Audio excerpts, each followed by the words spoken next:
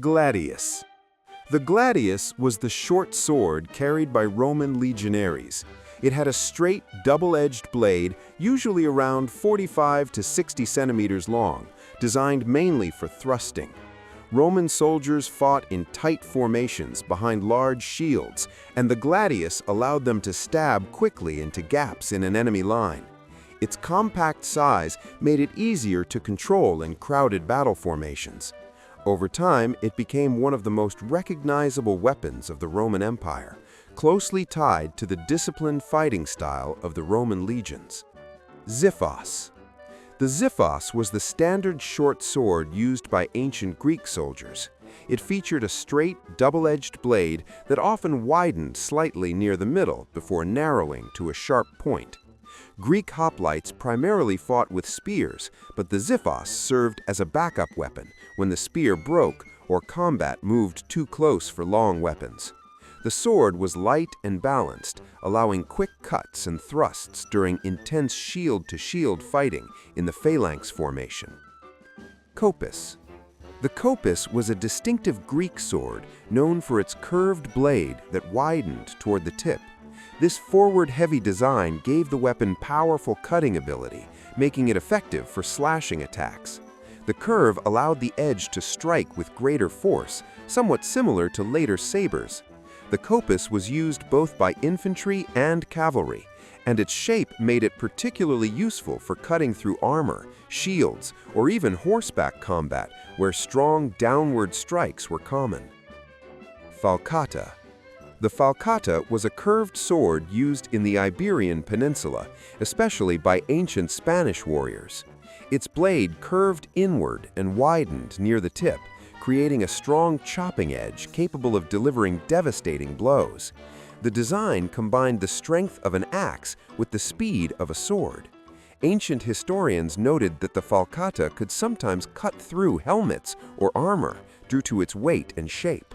It became closely associated with Iberian tribes who resisted Roman expansion. Jian.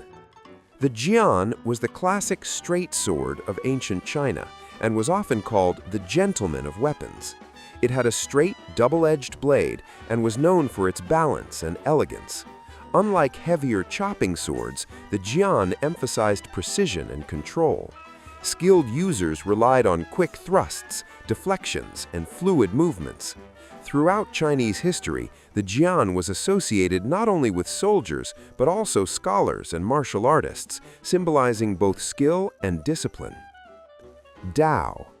The Dao was a single-edged Chinese sword that eventually became one of the most widely used military blades in China. Its blade was slightly curved and built for strong slashing attacks. Compared to the Jian, the Dao was easier to use and more effective in large battlefield combat. Because of this practicality, it became the preferred weapon of many Chinese soldiers. Over centuries, the Dao evolved into many forms, influencing sword designs across East Asia. Katana. The katana is the iconic sword of the Japanese samurai. It has a curved, single-edged blade designed for smooth cutting motions.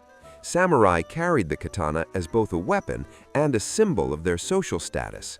The sword was known for its sharpness and careful craftsmanship, often created through complex forging techniques that layered steel for strength and flexibility. In combat, the katana was valued for its ability to deliver fast, precise cuts, especially during close combat encounters.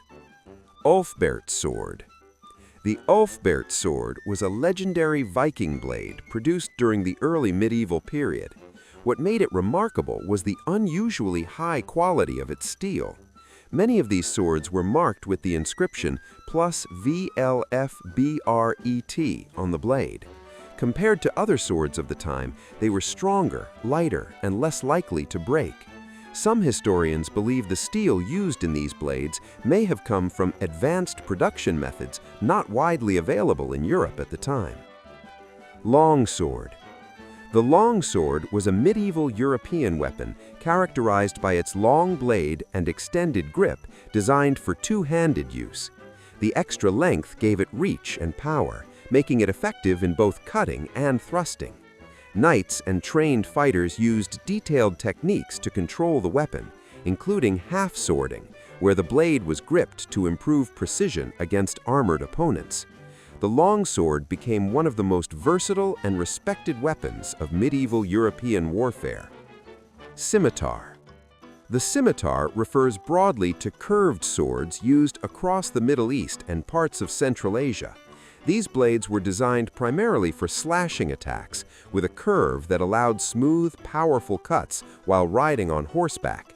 The shape helped maintain contact with a target during a swing, increasing the effectiveness of cavalry strikes. Variations of the scimitar appeared in many cultures, and the weapon became closely linked with Islamic empires and mounted warriors. Sabre. The sabre developed later but followed the curved sword tradition used by cavalry across Europe and Asia. Its blade was usually curved and single-edged, optimized for cutting while moving quickly on horseback. Sabres allowed riders to strike enemies as they passed without losing momentum. Over time, the sabre became a standard cavalry weapon in many armies, well into the modern era.